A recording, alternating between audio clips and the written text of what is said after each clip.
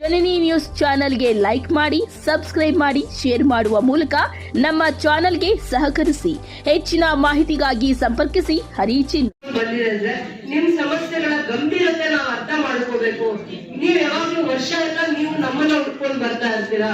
ಅದೇ ವರ್ಷದಲ್ಲೋ 6 ತಿಂಗಳ ಒಂದ್ಸಲಿ ನಾವು ಹಳ್ಳಿಗಳ ಮೇಲೆ ಪ್ರವಾಸ ಮಾಡಿದಾಗ ರೈತರಿಗೆ, ಜನಸಾಮಾನ್ಯರಿಗೆ, ತಾಯಂದ್ರಿಗೆ ಏನೆಲ್ಲ ಸಮಸ್ಯೆಗಳಿರುತ್ತೆ ಅನ್ನೋಂಥದ್ದು ತಿಳ್ಕೊಳ್ಳುವಂತ ಒಂದು ದೂರದೃಷ್ಟಿ ಅಷ್ಟೇ, ಬೇರೆ ಇನ್ನೇನು ವಿಚಾರ ಅಲ್ಲ. ಇವತ್ತು ನಾವು ನಿಮ್ಮನ್ನು ಹುಡ್ಕೊಂಡು ಬಂದಿರೋದು ದೂರದೃಷ್ಟಿ.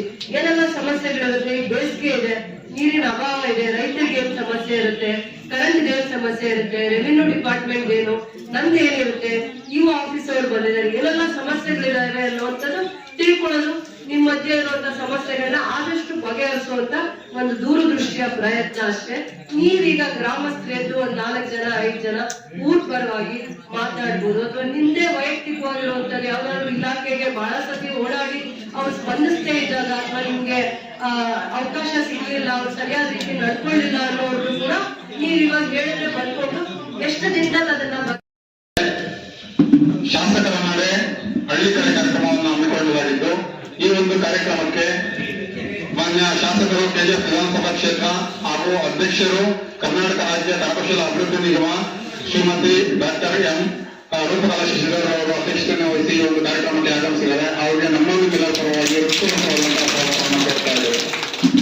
ಅದೇ ರೀತಿಯಾಗಿ ಈ ಒಂದು ಕಾರ್ಯಕ್ರಮಕ್ಕೆ ತಾಲೂಕು ದಂಡಾಧಿಕಾರಿಗಳು ಮತ್ತು ತಹಸೀಲ್ದಾರ್ ನಿರ್ಮಾಣವಾದಂತಹ ಶ್ರೀಮತಿ ನಾಗವಣಿ ಮೇಡಮ್ ಅವರು ಆಗಮಿಸಿದ್ದಾರೆ. ಅವರು ಸಹ ನಮ್ಮೊಂದು ಜಿಲ್ಲಾ ಪರವಾಗಿ ಹೃತ್ಪೂರ್ವಕವಾದಂತಹ ಸ್ವಾಗತವನ್ನು ಕೊಡ್ತಾ ಇದ್ದಾರೆ.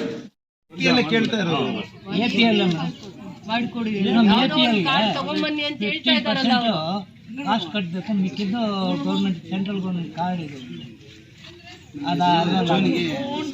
ಆಯ್ತಪ್ಪ, ವಾರ 10 ಮಾಡಿ ಸೋಮಣ್ಣ ಮಳೆಯಲ್ಲಿ ನಿಂತಿರ್ತಾರೆ, ಅಂಗಡಿಗಳ ಹತ್ರ ನಿಂತಿರ್ತಾರೆ. 5 ಬಸ್ ಶೆಲ್ಟರ್ಸ್ಗೆ ಪ್ಲಾನ್ ಮಾಡಿ, ತುಂಬಾ ಒಳ್ಳೇದು, ಮಾಡೆಲ್ಸ್ ತರಿಸಿ ಆ ತರನೇ ಮಾಡೋದು.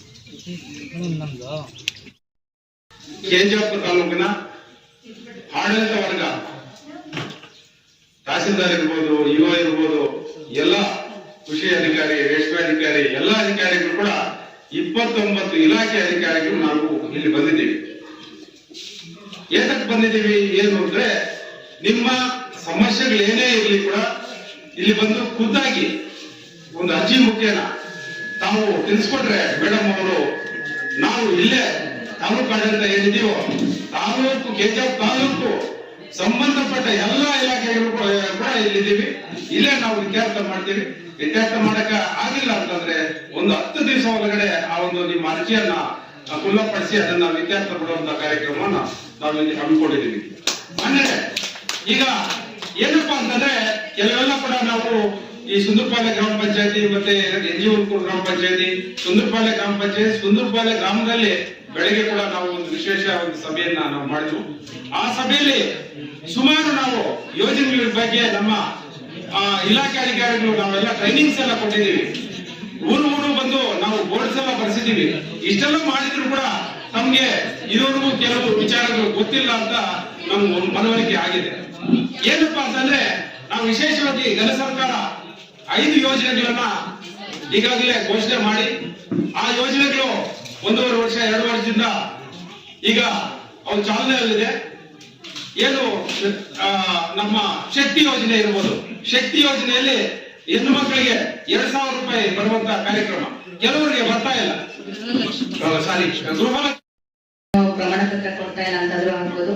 ಪೆನ್ಷನ್ಸ್ ಬರ್ತಾ ಇಲ್ಲ ಅಂದ್ರೆ, ನಿಮ್ಗೆ ಈಗಾಗಲೇ ಪೆನ್ಷನ್ ಬಂದು ಅದು ನಿಂತೋಗಿದ್ರೆ ಮತ್ತೆ ಬರದೇನೆ ಇದ್ರೆ ಅಂತ ಸಮಸ್ಯೆಗಳಿದ್ದಲ್ಲಿ, ಮತ್ತೆ ಯಾವುದೇ ಒಂದು ಖಾತೆಗಳಾಗಿಲ್ಲ, ಕೋಟಾದೇಶ ಆಗ್ಬೋದು, ಅಥವಾ ಪೌತಿವಾಸ್ ಖಾತೆಗಳಾಗ್ಬೋದು, ಈ ತರ ಖಾತೆಗಳು ಆಗದೆ ಇರುವಂತದ್ದಾದ್ರೂ ಆಗ್ಬೋದು, ಅಥವಾ ನಿಮ್ ಊರಲ್ಲಿ ತುಂಬಾ ಈ ನಕಾಶ ಪ್ರಕಾರ ದಾರಿ ಇದ್ದು ಅದನ್ನ ಒತ್ತುವರಿ ಮಾಡ್ಕೊಂಡು ಇದುವರೆಗೂ ದಾರಿಗಳನ್ನ ಬಿಡದೆ ಕೆಲವರು ಸಮಸ್ಯೆ ಉಂಟು ಮಾಡಿದಲ್ಲಿ, ಅಂತದ್ದು ನಮ್ಮ ಗಮನಕ್ಕೆ ತಂದಲ್ಲಿ ಖಂಡಿತ ಅದನ್ನು ನಾವು ಒಂದ್ ಸ್ವಲ್ಪ ಟೈಮ್ ತಗೊಂಡು, ಯಾಕಂದ್ರೆ ಸರ್ವೆ ಮಾಡ್ಬೇಕಾಗುತ್ತೆ, ಅದನ್ನ ದಾರಿ ಬಿಡಿಸ್ಕೊಡ್ಬೇಕು ಅಂತಂದ್ರೆ ಅದಕ್ಕೆಲ್ಲ ಕಾಲಾವಕಾಶ ತಗೊಂಡು ನಾವು ನಿಮ್ಗೆ ತೆರವುಗೊಳಿಸ್ಕೊಡ್ತೇವೆ. ಅದಕ್ಕೆಲ್ಲ ಅಂತ ಅನುಕೂಲಗಳನ್ನ ಮಾಡ್ಕೊಡ್ತೀವಿ. ಇದು ಬಿಟ್ಟು ನಿಮ್ಗೆ ಏನೇ ಒಂದು ಕಂದಾಯ ಇಲಾಖೆಯಲ್ಲಿ ಏನೇ ಒಂದು ಸಮಸ್ಯೆಗಳಿದ್ರು ತಾಲೂಕು ಕಚೇರಿವರೆಗೂ ನಿಮ್ಗೆ ಬರ್ಲಿಕ್ಕೆ ಆಗ್ಲಿಲ್ಲ ಅಂತಂದ್ರೂ ನಾಡ ಕಚೇರಿಗಳಿದಾವೆ. ನಮ್ಮೆಲ್ಲ ಒಂದೊಂದು ಸರ್ಕಲ್ಗೂ ಇರೋ ವಿಲೇಜ್ ಅಕೌಂಟೆಂಟ್ಸ್ ಆಗ್ಲಿ, ರೆವಿನ್ಯೂ ಇನ್ಸ್ಪೆಕ್ಟರ್ ಆಗ್ಲಿ, ಗ್ರಾಮ ಸಹಾಯಕರಾಗ್ಲಿ ನಿಮ್ಗೆ ಅಲ್ಲೇ ಸಿಗ್ತಾರೆ. ಅಲ್ಲೇ ನಿಮ್ಮ ಸಮಸ್ಯೆಗಳನ್ನ ಹೇಳಿದರೆ ಅಲ್ಲೇನು ಇತ್ಯರ್ಥ ಆಗುತ್ತೆ. ಅಲ್ಲಿ ಹಲ್ಲಿಗೆ ಬರುವಂತದ್ದು ಹಲ್ಲಿ ಬರುತ್ತೆ.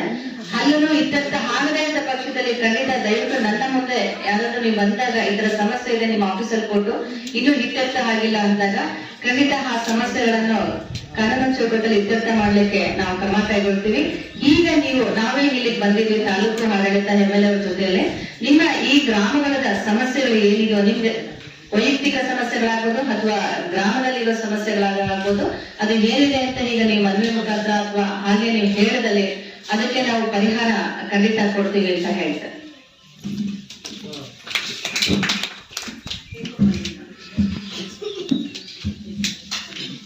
ನಮಸ್ಕಾರ, ನನ್ನ ಹೆಸರು ಸುನೀಲ್ ಕುಮಾರ್ ಅಂತ, ಏಜಾಪ್ ತಾಲೂಕು ಆಫೀಸರ್ ಇದೆ. ನಿಮ್ಗೆ ರೇಷನ್ ಕಾರ್ಡ್ ಸಂಬಂಧಪಟ್ಟ ಏನೇ ಸಮಸ್ಯೆ ಇದೆ ಲಿಖಿತವಾಗಿ ಒಂದು ಮನವಿ ಕೊಡಿ, ದಯವಿಟ್ಟು ಅದನ್ನ ಬಗೆಹರಿಸೋ ಪ್ರಯತ್ನ ಖಂಡಿತ ಮಾಡ್ತೀವಿ. ಮತ್ತೆ ಈಗ ಈ ತಿಂಗಳು ಪ್ರತಿಯೊಬ್ಬರು 10 ಕೆಜಿ ರೇಷನ್ ಬರ್ತಾ ಇದೆಯಾ?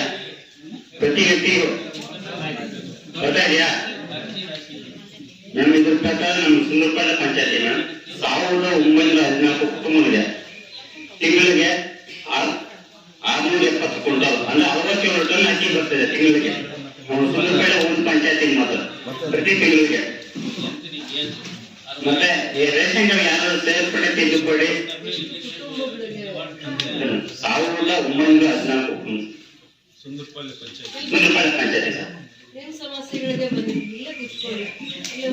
ಸುಂದರಪಾಳ್ಯ 1914 ಕುಟುಂಬಗಳಿಗೆ 670 ಕ್ವಿಂಟಲ್ ಅಂದ್ರೆ 67 ಟನ್ ತಿಂಗಳಿಗೆ ಅಕ್ಕಿ ಜನರಿಗೆ ತಲುಪ್ತಾ ಇದೆ.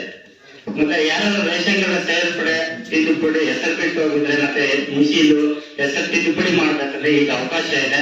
ಖಂಡಿತ ಆಫೀಸ್ ತಂದ್ಕೊಡಿ, ಈಗಲೇ ಖಂಡಿತ ಮುಗಿಸ್ಕೊಡ್ತೀನಿ. ಮತ್ತೆ ರೇಷನ್ ಕಾರ್ಡ್ಗೆ ಹೊಸ ಕಾರ್ಡ್ ಅಂದ್ರೆ ಮೆಡಿಕಲ್ ಎಮರ್ಜೆನ್ಸಿ ಇದ್ದು ರೇಷನ್ ಕಾರ್ಡ್ ಇಲ್ಲ ಅಂದ್ರೆ ಅರ್ಜಿ ಹಾಕೊಳ್ಳಿ.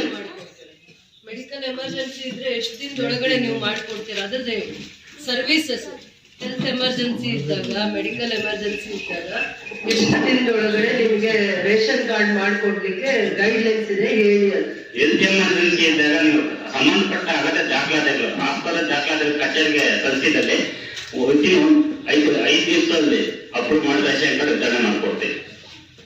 ಇನ್ನೇನೇ ತಮ್ಮ ಸಮಸ್ಯೆ ಇದ್ರೆ ಲಿಖಿತವಾಗಿ ಮನವಿ ಸಲ್ಲಿಸಿ ಖಂಡಿತ ಪರಿಹಾರ ಮಾಡ್ಕೊಡ್ತೀವಿ. ಧನ್ಯವಾದ. ವಸ್ತಿನ ಒಡೆಯ ಕರೆ ಕಾರ್ಯನಿರ್ವಹಿಸಿದ್ದೀನಿ. ಅಂದ್ರೆ ಮನೆಗಳ ಬಗ್ಗೆ ನಾನು ನೋಡ್ಕೊಂತೇನೆ. ಕಳೆದ ವರ್ಷ ನನ್ನ ಶಾಸಕರು ಈ KGF ವಿಧಾನಸಭಾ ಕ್ಷೇತ್ರಕ್ಕೆ ತುಂಬಾ ಮುತುವರ್ಜಿ ವಹಿಸಿ ಯಾವ ಜಿಲ್ಲೆ ಯಾವ ತಾಲೂಕಲ್ಲೂ ಬಂದಿಲ್ಲ. ಹಾಗೆ ನಮ್ಮ ತಾಲೂಕಲ್ಲಿ ಮಾತ್ರ 1500 ಮನೆಗಳು ಲಕ್ಷಣೆ ತಂದಿದ್ರು. ಅದರ ಭಾಗವಾಗಿ ಈ ಸುಂದರಪಾಳ್ಯ ಗ್ರಾಮ ಪಂಚಾಯತಿ 112 ಮನೆಗಳು ಮಂಜೂರಾಗಿದ್ರು. ಅದರಲ್ಲಿ 70 ಮನೆಗಳು ಕೂಡ ಕಟ್ಕೊಂತ ಇದ್ದಾರೆ, ಬಿಲ್ ಬರ್ತಾ ಇದೆ. ಇನ್ನ 30 ಮನೆಗಳು ಬಾಕಿ ಇದಾವೆ, ಉಳಿಸ್ಕೊಂಡಿದ್ದಾರೆ. ಬಾಕಿ ಉಳಿಸ್ಕೊಂಡಿರೋರು ಬೇಗ ಪ್ರಗತಿ ಮಾಡ್ಕೊಂಡು ಮನೆಗೆ ಕಟ್ಕೊಂಡ್ರೆ ಹಣ ಬರುತ್ತೆ. ಯಾರು ನಿಮ್ಗೆ ದುಡ್ಡು ಬಂದಿಲ್ಲ ಅಂತ ಹೇಳಿ ಏನಾದ್ರೆ ತಾಂತ್ರಿಕ ತೊಂದರೆಗಳಿದ್ರೆ ನಾವು ಇಲ್ಲೇ ಬಗೆಹರಿಸ್ಕೊಡ್ತೇವೆ. ಅದೇ ರೀತಿ ಈಗ ಸರ್ಕಾರದವರು ಯಾರು ಮನೆಗಳಿಲ್ಲ ಅಂತವ್ರಿಗೆ ಸೇರ್ಸಕ್ಕೆ ಅವಕಾಶ ಮಾಡಿಕೊಟ್ಟಿದ್ದಾರೆ. ಈ ತಿಂಗಳು 30ನೇ ತಾರೀಕು ಕಳೆ ದಿನಾಂಕ. ಹೀಗಾಗಿ ಈ ಗ್ರಾಮಗಳಲ್ಲಿ ಯಾರಾದ್ರೂ ನಿಮ್ಗೆ ಮನೆಗಳಿಲ್ಲ ಅಂದ್ರೆ ಪಂಚಾಯತಿಗಳನ್ನು ಸಂಪರ್ಕಿಸಿ ನಿಮ್ಮ ಮನೆಗಳನ್ನ ಸರ್ವೇದಲ್ಲಿ ಸೇರಿಸ್ಕೋಬೇಕು. ಹೀಗಾಗಿ ಮುಂದಿನ ದಿನಗಳಲ್ಲಿ ನಿಮಗೆ ಮನೆ ಕೊಡಲಿಕ್ಕೆ ಅವಕಾಶ ಇದೆ. ಹೀಗಾಗಿ ಮನೆಗಳು ಅಧಿಕಾರಿಗಳಾಗಿ ಕಾರ್ಯನಿರ್ವಹಿಸ್ತಾ ಇದ್ದೀನಿ. ನಮ್ಮ ಅಂಗನವಾಡಿ ಕೇಂದ್ರಗಳ ಸಮಸ್ಯೆಗೆ ಏನೇ ಸಮಸ್ಯೆಯಲ್ಲಿ ನಮ್ಮನ್ನ ಸಂಪರ್ಕ ಮಾಡಬಹುದು. ಅಂದ್ರೆ ಅಂಗನವಾಡಿ ಕೇಂದ್ರಗಳಲ್ಲಿ ಏನ್ ಸೌಲಭ್ಯ ಕೊಡ್ತೀವಿ ಅಂದ್ರೆ ಗರ್ಭಿಣಿ ಬಾಣಂತಿ ಮತ್ತೆ 6 ತಿಂಗಳಿಂದ 6 ವರ್ಷದ ಮಕ್ಕಳಿಗೆ ಊಟದ ಜೊತೆಗೆ ಪಾಠವನ್ನು ಸಹ ಇದು ಮಾಡ್ತೀವಿ. ಅದ್ರ ಜೊತೆಗೆ ಇವೆಲ್ಲಕ್ಕಿಂತ ಇಂಪಾರ್ಟೆಂಟ್ ಆಗಿ ಈಗ ರಾಜ್ಯ ಸರ್ಕಾರ ಜಾರಿಗೆ ತಂದಿರತಕ್ಕಂತ 5 ಗ್ಯಾರಂಟಿ ಯೋಜನೆಗಳಲ್ಲಿ ಅತ್ಯಂತ ಪ್ರಮುಖವಾದ ಯೋಜನೆ ಗೃಹಲಕ್ಷ್ಮಿ ಯೋಜನೆ. ಗೃಹಲಕ್ಷ್ಮಿ ಯೋಜನೆಯಲ್ಲಿ ಪ್ರತಿ ಮನೆ ಯಜಮಾನಿಗೆ 2000 ರೂಪಾಯಿ ಬರ್ತಾ ಇದೆ. ಎಲ್ಲರಿಗೂ ಬರ್ತಾ ಇದೆಯಾ? ನಿಮ್ ಗ್ರಾಮದಲ್ಲಿ ಎಲ್ಲರಿಗೂ ಬರ್ತಾ ಇದೆಯಾ? ಜನವರಿ 2025 ಬಂದಿದೆ. ಫೆಬ್ರವರಿ ಮತ್ತೆ ಮಾರ್ಚ್ ಬರ್ಬೇಕಿದೆ. ತಿಂಗಳದ್ದು 2 ತಿಂಗಳದ್ದು ಪೆಂಡಿಂಗ್ ಇದೆ. ಇದುವರೆಗೂ ಸಹ 17 ತಿಂಗಳ ಅಮೌಂಟ್ ನಿಮ್ ಖಾತೆಗೆ ನೇರವಾಗಿ ಜಮೆ ಆಗಿದೆ. ನಾವು ಆಗ್ತಾ ಇರೋದೆಲ್ಲ ಹೆಡ್ ಆಫೀಸ್ ಇಂದ ನಿಮ್ಗೆ ನೇರವಾಗಿ ನಿಮ್ಮ ಅಕೌಂಟ್ಗೆ RTGS ಆಗ್ತಾ ಇದೆ, DBT ಆಗ್ತಾ ಇದೆ. ನಿಮ್ಮ ತಲುಪಲ್ಲಿ ಮತ್ತೆ ಸುವರ್ಣಹಳ್ಳಿ ಗ್ರಾಮದಲ್ಲಿ ಈಕ್ವಲ್ ಆಗಿ ಇಲ್ಲಿ 150 ಜನಕ್ಕೆ, ಅಲ್ಲಿ ಸಹ 150 ಜನಕ್ಕೆ ಪ್ರತಿ ತಿಂಗಳು 3 ಲಕ್ಷದಂತೆ ಈ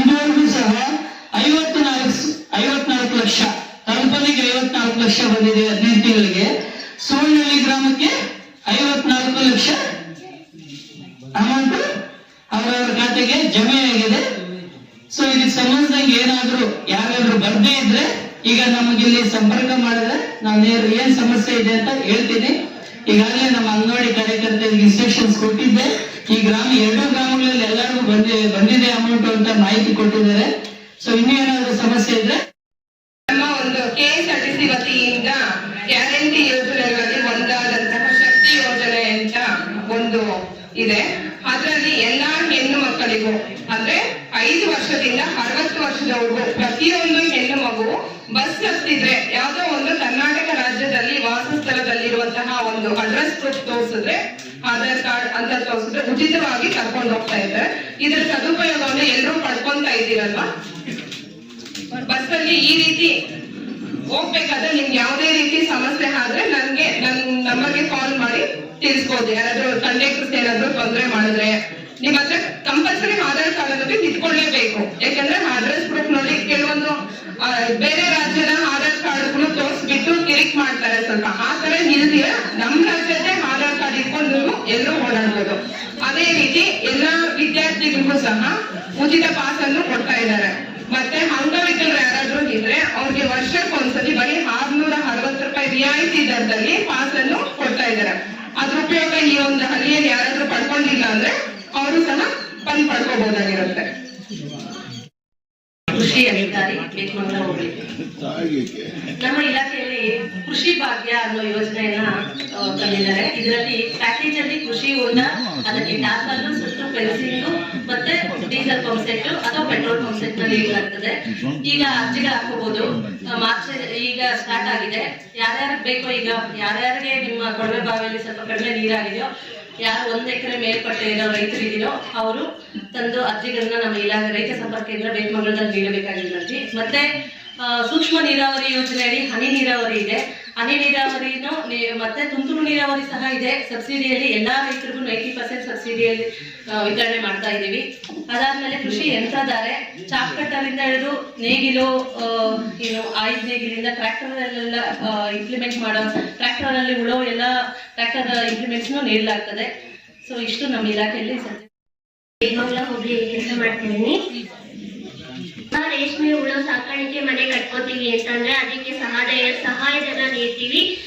ಸಾಮಾನ್ಯ ವರ್ಗದವರಿಗಾದ್ರೆ 3,35,000 ಕೊಡ್ತೀವಿ. ACP ಅಥವಾ DSP ಅವರಿಗಾದ್ರೆ 4,09,000 ಕೊಡ್ತೀವಿ. ಅದೇ ತರ ರೇಷ್ಮೆ ತೋಟಕ್ಕೆ ಹನಿ ನೀರಾವರಿ ಪದ್ಧತಿ, ಹನಿ ನೀರಾವರಿ ಘಟಕವನ್ನು ಅಳವಡಿಸಿಕೋಬೇಕಾದ್ರೆ ನಾವು ಸಹಾಯಧನವನ್ನು ನೀಡ್ತೀವಿ. SCB ಮತ್ತೆ ಜನರಲ್ ಎರಡಕ್ಕೂ ಸೇರಿಸಿ 90% ಸಹಾಯಧನವನ್ನು ನೀಡ್ತಿದೀವಿ. ಅದೇ ಯಾವುದೇ ದ್ವಿತಳಿ ಅಥವಾ CSR, ಬಯೋಟೈನ್ ಅಥವಾ ಏನಾದ್ರೂ ಕರೀತಾರೋ ಅದು ಯಾವುದೇ ರೈತರು ಬೆಳೀತಿದ್ರೆ ಅವ್ರಿಗೆ 100 ಮೊಟ್ಟೆಗೆ 1,000 ರು ಅಂತೆ ಸಹಾಯಧನ ಬೆಳೆ ಸ್ಥಿರೀಕರಣ ಯೋಜನೆಯಡಿ ರೇಷ್ಮೆ ಇಲಾಖೆಯಿಂದ ನೀಡ್ತೀವಿ. ಮತ್ತೆ ಸಲಕರಣೆ ಅಥವಾ ಯಾವುದೇ ಯಂತ್ರೋಪಕರಣವನ್ನು ಸಹಾಯ ಪಡೆಯಲು ನಮ್ಮ ಇಲಾಖೆಯಿಂದ 75% ಜನರಲ್ ಅವರಿಗೆ ಸಹಾಯಧನ ಮತ್ತೆ 90% SCB ಮತ್ತು DSP ಅವರಿಗೆ ನೀಡ್ತಿದ್ದೀವಿ. ರೇಷ್ಮೆ ಇಲಾಖೆಯಿಂದ ಯಾವುದೇ ತೊಂದರೆ ಅಥವಾ ಏನಾದ್ರೂ ನಿಮ್ಗೆ ಸಹಾಯ, ತಾಂತ್ರಿಕ ಮಾಹಿತಿ ಬೇಕು ಅಂದ್ರೆ ರೇಷ್ಮೆ ವಿಸ್ತರಣಾಧಿಕಾರಿಗಳ ಕಚೇರಿ, ತಾಂತ್ರಿಕ ಸೇವಾ ಕೇಂದ್ರ ಬೇಕಮಂಗಲಕ್ಕೆ ಭೇಟಿ ಮಾಡಿ. ಪಶುಗಳು ಇದ್ದೇ ಇದೆ, ಅಂದ್ರೆ ಹಸುಗಳು ಮತ್ತೆ ಕುರಿ ಎಲ್ಲರಿಗೂ ಇದೆ. ದಿನನಿತ್ಯ ನಾವೆಲ್ಲ ಒಂದು ಗ್ರಾಮಗಳಿಗೆ ನಾವು ಭೇಟಿ ಕೊಡ್ತಾ ಇರ್ತೀವಿ. ಈ ಒಂದು ಪ್ರೆಸೆಂಟ್ ಸಿಚುವೇಶನ್ ಅಲ್ಲಿ ನಮ್ಮ ಇಲಾಖೆಯಿಂದ ಲಸಿಕಾ ಕಾರ್ಯಕ್ರಮಗಳು, ಎಸ್ಪೆಷಲಿ ಏನಕ್ಕೆ ಅಂತಂದ್ರೆ ಬೇಸಿಗೆ ಶುರುವಾಗಿ ಸ್ವಲ್ಪ ದಿನ ಕಳೆದಂತೆಲ್ಲ ದಿನ ಕೇಸಸ್ ವೈರಲ್ ಫೀವರ್ಸ್ ಜಾಸ್ತಿ ಆಗ್ತಾ ಇದೆ. ವೈರಸ್ ಇಂದ ಬರುವಂತಹ ಕಾಯಿಲೆಗಳು ಹೆಚ್ಚಿಗೆ ಆಗ್ತಾ ಇದಾವೆ. ಅದರಲ್ಲೂ ಸಹ ಕಾಲುಬಾಯಿ ಜ್ವರ ಮತ್ತೆ ಚರ್ಮಗಂಟು ರೋಗ ಅಂತ ಹೇಳ್ಬಿಟ್ಟು 2 ಕಾಯಿಲೆಗಳು ನಮ್ಗೆ ಯಥೇಚ್ಛವಾಗಿ ಕಾಡ್ತಾ ಇದೆ ರೈತರನ್ನ. ಅದ್ರ ಜೊತೆಗೆ ಕಿವಿಯಲ್ಲಿ ಸುಳಿಯೋದು, ಸುಮಾರು ಹಸುಗಳಿಗೆ ನೀವು ನೋಡಿರ್ತೀರ, ಕಿವಿಯಲ್ಲಿ ಸುಳಿಯೋದು, ಅದು ಒಂದು ವೈರಸ್ ಇಂದ ಬರೋದು. ಈ 3 ಕಾಯಿಲೆಗಳನ್ನ ಬರದಂಗೆ ನೋಡ್ಕೊಳ್ಳೋದು ನಮ್ಮ ಜವಾಬ್ದಾರಿ ಆಗಿರುತ್ತೆ. ಅದಕ್ಕೋಸ್ಕರ ಏನ್ ಮಾಡ್ತಾ ಇದೀವಿ ಅಂತಂದ್ರೆ ಕಾಲುಬಾಯಿ ರೋಗಕ್ಕೆ ಉಚಿತವಾಗಿ ಲಸಿಕಾ ಕಾರ್ಯಕ್ರಮವನ್ನ ಹಳ್ಳಿನಲ್ಲಿ ಬೆಳಿಗ್ಗೆ 6:30 ರಿಂದ 7 ಗಂಟೆಗೆಲ್ಲ ಕೊಡ್ತೀವಿ. ನಾವು ಪ್ರತಿದಿನ 1 ರಿಂದ 2 ದಿನ ನಾವು ಉಚಿತವಾದ ಲಸಿಕಾ ಕಾರ್ಯಕ್ರಮ ಹಮ್ಮಿಕೊಂಡಿವಿ. 700 ಎಕರೆಯಲ್ಲಿ ಈ 700 ಎಕರೆಯಲ್ಲಿ ಪ್ರೊಡಕ್ಷನ್ ಯೂನಿಟ್ಸ್ ಬರುತ್ತೆ. ಪ್ರೊಡಕ್ಷನ್ ಯೂನಿಟ್ಸ್ ಅಂದ್ರೆ ಯಾವ್ದೇ ಆಗಿರ್ಬೋದು. ಇವಾಗ ಬೈಕ್ ಕಂಪ್ನಿ ಬಂದಿದೆ, ನಾಳೆ ಬ್ಯಾಟ್ರಿ ಕಂಪ್ನಿ, ಇಂಥವೆಲ್ಲಾನು ನಾನು ಸರ್ಕಾರದಲ್ಲಿ ಇದ್ದಾಗ 5 ವರ್ಷಗಳ ಪ್ರಯತ್ನ ಏನೇನ್ ಕೆಲಸ ತರಬೇಕು ಅಂದ್ಬಿಟ್ಟು ಇವಾಗ ನಮ್ ಸರ್ಕಾರ ಅಧಿಕಾರಕ್ಕೆ ಬಂದಾದ್ಮೇಲೆ ಹಂತವಾಗಿ ನಗರ ಭಾಗದಲ್ಲಿ ಏನ್ ಕೆಲಸ ತರಬೇಕು, ಗ್ರಾಮೀಣ ಭಾಗದಲ್ಲಿ ಏನ್ ಮಾಡ್ಬೇಕು, ಪಂಚಾಯತಿ ಹಂತವಾಗಿ ಏನೇನ್ ಕೆಲಸ ಮಾಡ್ಬೇಕಂತ ಅಂದ್ಬಿಟ್ಟು ನೀವು ಹೇಳಿರೋ ಪ್ರತಿಯೊಂದು ವಿಚಾರಗಳು ಕೂಡ ಮಂದಟ್ ಮಾಡಿಕೊಂಡು ಪ್ರಯತ್ನ ಮಾಡಿದೀವಿ. ಖಂಡಿತವಾಗೂ ಸುಂದರಪಾಳ್ಯ ಬರೋ ದಿನಗಳಲ್ಲಿ ಇಲ್ಲಿ ಸರ್ಕಾರದ ಡೈರಿ ಆಗುತ್ತೆ. ಯಾಕಂದ್ರೆ ರೈತರಿಗೆ ಈಗ 5 ರೂಪಾಯಿ ಸಹಾಯಧನ ಕೊಡ್ಬೇಕು ಅಂತ ಅಂದ್ಬಿಟ್ಟು ಸರ್ಕಾರ ಚಿಂತನೆ ಮಾಡ್ತಾ ಇದೆ. ಈಗ 4 ರೂಪಾಯಿ ಅಷ್ಟೇ ಕೊಡ್ತಾ ಇದೆ, 5 ರೂಪಾಯಿ ಕೊಡ್ಬೇಕು ಅಂತ. ಅದಕ್ಕೆ ಎಲ್ಲೆಲ್ಲಿ ನಾನು ಸರ್ಕಾರ ಡೈರಿ ಮಾಡ್ತೀನೋ ಪ್ರತಿ ರೈತರಿಗೂ 1 ಲೀಟರ್ಗೆ 7 ರೂಪಾಯಿ ಅಥವಾ 5 ರೂಪಾಯಿ ಸಿಕ್ಕೋದ್ರಿಂದ ನಿಮಗೆ ಲಾಭ ಆಗುತ್ತೆ. ಎಲ್ಲ ದೃಷ್ಟಿಕೋನ ಇಟ್ಕೊಂಡು ಕೆಲಸ ಮಾಡ್ತಾ ಇದೀವಿ. ಮೊದಲನೇ ಆದ್ಯತೆ ಉದ್ಯೋಗ ಕೊಡಿಸ್ಬೇಕು ಅಂತ ಒಂದು ಆಸೆ. ನನ್ನ ಕ್ಷೇತ್ರದಲ್ಲಿ ಒಂದು 50,000 ಕುಟುಂಬಗಳಿಗೆ ಅಥವಾ 10,000 ಕುಟುಂಬಗಳಿಗೆ ಉದ್ಯೋಗ ಸಿಗ್ಬೇಕು ಅನ್ನೋ ದೂರದೃಷ್ಟಿಯಿಂದ ಸರ್ಕಾರದ ಹಿಂದೆ ಬಿದ್ದಿದೆ. ಅದು ನಿಮ್ಮೆಲ್ಲ ಆಲೋಚನೆ ಆಗಿತ್ತು ಮತ್ತೆ ಅಭಿಪ್ರಾಯ ಕೂಡ ಆಗಿತ್ತು. ಅದರ ಪ್ರಯತ್ನದಲ್ಲಿ ನಾವು ಯಶಸ್ವಿ ಆಗಿದ್ದೀವಿ. ಒಂದು ಕಂಪನಿ ಈಗ ರಿಜಿಸ್ಟರ್ ಮಾಡಿಕೊಂಡು ಜಾಗನ ಇಷ್ಟಪಟ್ಟು ಒಪ್ಕೊಂಡು ಹೋಗಿದೆ, KGF ಜಾಗನ. ನೀವು ಕೂಡ ಬೆಮೆಲ್ ಎದುರುಗಡೆ RTO ಆಫೀಸ್ ಆಗ್ತಾ ಇದೆ, ಅದ್ರ ಪಕ್ಕದಲ್ಲೇ ಈ ಕಂಪನಿ ಬರುತ್ತೆ. ಒಂದ್ 3 ತಿಂಗಳಲ್ಲಿ ಬರ್ಬೋದು, 2-3 ತಿಂಗಳಲ್ಲಿ ಆ ಕಂಪನಿನೂ ಇಲ್ಲಿ ಬರ್ಬೋದು. ನಮ್ಮಲ್ಲೇ ಕೆಲಸ ಮಾಡಿರುವಂತ ಎಷ್ಟೋ ಜನ ಓದ್ಕೊಂಡಿರುವಂತವ್ರಿಗೆ ITN ಇಂಜಿನಿಯರ್ ನಮ್ಮ ಮಕ್ಕಳು ಓದ್ಕೊಂಡು ಎಲ್ಲೆಲ್ಲ ಹೋಗ್ತಾ ಇದಾರೆ ಬೇರೆ ಕಡೆ, ಇಲ್ಲೇ ಕೂಡ ಉದ್ಯೋಗ ಸಿಗ್ಬೋದು. ಇಂಥ ಎಲ್ಲಾ ಪ್ರಯತ್ನನೂ ನಮ್ಮ ಸರ್ಕಾರ ಸ್ಪಂದಿಸಿ ನಮ್ಮ ಜೊತೆ ನಿಂತು ಕೆಲಸ ಮಾಡ್ತಾ ಇದೆ ಅಂತ ನಾನು ಹೇಳಕ್ ಇಷ್ಟಪಡ್ತಾ ಇದ್ದೀನಿ. ಅದ್ರ ಜೊತೆಯಲ್ಲಿ ಗ್ಯಾರಂಟಿ ಪ್ರೋಗ್ರಾಮ್ ಮಾಡ್ಬಿಟ್ಟು ಊರಲ್ಲಿ ಬಂದು ನಾವು ಪ್ರಚಾರ ಮಾಡ್ಕೊಂಡು ಇಷ್ಟೇ ಮಾಡಿರೋದೇ ಇದಕ್ ಮೇಲೆ ಇನ್ನೇನು ಮಾಡಕ್ ಆಗಲ್ಲ ಅಂತ ಅಲ್ಲ. ನಾವು ತಲ್ಲಪಲ್ಲಿ ರೋಡ್ ಹಿಂದೆ 2 ವರ್ಷದ ಹಿಂದೆ ಸ್ಯಾಂಕ್ಷನ್ ಮಾಡಿಸಿದ್ರು, ಈಗ ರಸ್ತೆ ಆಗಿದೆ. ತಲ್ಲಪಲ್ಲಿ ರೋಡ್ ಆಗಿದೆಯಾ ಇಲ್ವಾ? ಈಗ ಆಗಿದೆ ಅಲ್ವಾ? ಅದು ಜಯರಾಮ್ ರೆಡ್ಡಿ ಅವರ ಪ್ರಯತ್ನ. ಅದು ಈ ರಸ್ತೆ ಆಗ್ಬೇಕು ಅಂತ ಪ್ರಯತ್ನ ಮಾಡಿದ್ರು. ಖಂಡಿತವಾಗೂ ನಿಮ್ಗೆ ಏನೇನ್ ಅನಾನುಕೂಲ ಆಗಿದೆ ಅಂತ ಅದನ್ನ ಪಟ್ಟಿ ಮಾಡ್ಕೊಂಡಿದೀನಿ. ಒಂದು, ನಾವು ಸುಂದರಪಾಳ್ಯ 4-5 ಪಂಚಾಯತಿಗೆ ಅನುಕೂಲ ಆಗತ್ತೆ. ಆ ಕಡೆ ವೆಂಕಸಂದ್ರಕ್ಕೆ, ಈ ಕಡೆ ಎಂಜಿಹುಲ್ಕೂರ್ ಪಂಚಾಯತಿಗೆ, ರಾಮಸಾಗರ ಪಂಚಾಯತಿಗೆ ಸುಂದರಪಾಳ್ಯ ಹತ್ರ ಆಗುತ್ತೆ. ಅದಾದ್ಮೇಲೆ ಗುಟ್ಟಳ್ಳಿ ಹುಲ್ಕೂರ್ಗೂ ಹತ್ರ ಆಗೋದ್ರಿಂದ ನಾವು ಒಂದು ಪಶು ವೈದ್ಯಕೀಯ ಅದು ಒಂದು ಯೂನಿಟ್, ಸಬ್ ಯೂನಿಟ್ ಇಲ್ಲಿಗೆ సౌకి పడుతుంది.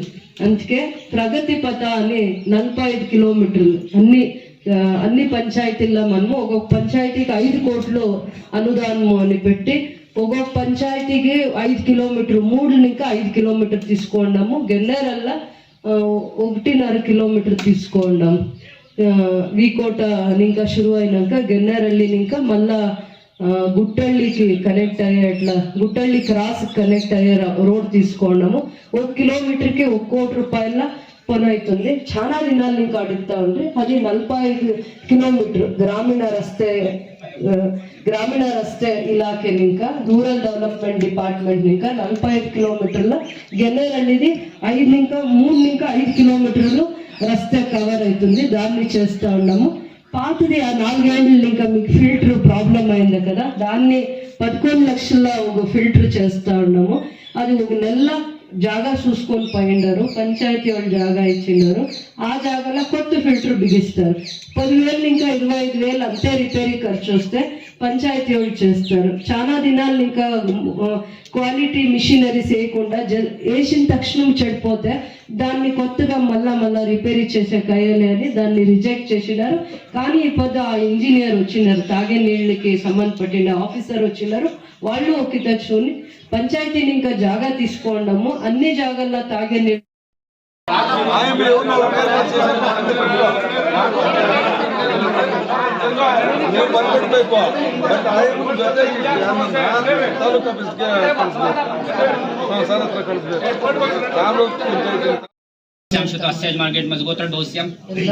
तस्य कुटुंबस्य क्षेमस्थैर्य धैर्य विजय वीर्य अभय आयुः आरोग्य ऐश्वर्य अभिवृद्ध्यर्थं धर्मार्थ काम्य मोक्ष चतुर्विध फलपुरुषार्थं सिद्ध्यर्थं तस्य कुटुंबस्यां क्षेमस्थैर्यां धैर्यां विजयां वीर्यां अभयां आयुः आरोग्यां ऐश्वर्यां अभिवृद्ध्यर्थं धर्मार्थ काम्य मोक्ष चतुर्विधां फलपुरुषार्थ फलसिद्ध्यर्थं सप्तमातृका ईश्वरं देवतां पार्वताम्ब समेत सोमनाथेश्वर स्वामी देवताभ्यो नमः नानाविध परिमलपत्र पुष्प पूजां समर्पयामि तस्य कुटुंबस्य क्षेम ಮೇಡಮ್ ಈಗ 480 ಒಂದಿದ್ದಾರೆ ಮೇಡಮ್ ಕಾಲೇಜ್ ಸೆಕ್ಷನಲ್ಲಿ. Madam high school 320, LKG UKG 60, high school 320. ಎಲ್ಲ ಹತ್ರ 700 ಜನ ಮಕ್ಕಳು ಬೆಳಗ್ಗೆ ಇಲ್ಲಿನ ಮಕ್ಕಳಿಗಿಂತ ಸುತ್ತೂ ಇರೋ ಹಳ್ಳಿಗಳಿಂದ ಇಲ್ಲಿಗೆ ಬರ್ತಾರಮ್ಮ. ಒಂದು 500-600 ಜನ ಮಕ್ಕಳಂತೂ ಬಸ್ನ ತುಂಬ ಅವಲಂಬಿಸಿದ್ದಾರೆ. ನಾನು ನಿಮ್ಮನ್ನೆಲ್ಲ ಕರ್ತಿದ್ದೆ ಮೇನ್ ರೀಸನ್ ಈಗ ಯಾಕೆ ಈಗ ನಾನು ಇಲ್ಲಿ ಕಾಲಿಡಕ್ಕೆ ಮುಂಚೆಯಿಂದನೂ ಇಲ್ಲಿ ಹೆಣ್ಮಕ್ಳು ಜಾಸ್ತಿ ಬರ್ತಾರೆ. ಇಲ್ಲಿ ಕ್ಲಾಸ್ ರೂಮ್ಸ್ ಕಟ್ಟೋದಕ್ಕಾಗಲಿ ಸೇಫ್ಟಿ ಮೆಜರ್ಸ್ ಸ್ವಲ್ಪ ಗಮನ ಹರಿಸ್ತಾ ಇರೋದು ಇದು ಒಂದೇ ಕಾರಣ. ಸುತ್ತು ಒಂದು 40 ವಿಲೇಜಸ್ಗಿಂತ ಜಾಸ್ತಿ ವಿಲೇಜಸ್ ಈ ಕಾಲೇಜ್ನೇ, ಈ ಸ್ಕೂಲು ಕಾಲೇಜ್ನೇ, ಹೈಸ್ಕೂಲು ಮತ್ತು PU ಕಾಲೇಜ್ನೇ ಡಿಪೆಂಡ್ ಆಗಿದೆ. ಹುಟ್ಟಳ್ಳಿಗೂ ಸ್ವಲ್ಪ ಕಡಿಮೆ ಜನನೇ ಡಿಪೆಂಡ್ ಆಗ್ತಾರೆ, ಬಟ್ ಇಲ್ಲಿ ಜಾಸ್ತಿ ಜನ. ಇಲ್ಲಿ ಬೇಟ್ಮಂಗ್ಲ ಕೂಡ ಜಾಸ್ತಿ, ಅದನ್ನ ಸ್ವಲ್ಪ ನೋಡ್ಕೊಳ್ಳಿ. ಬಟ್ ಇಲ್ಲಿ ಬೆಳಗ್ಗೆ ಸ್ಕೂಲ್ ಟೈಮಿಂಗ್ಸ್ ಹೇಳ್ಕೊಳ್ಳಿ.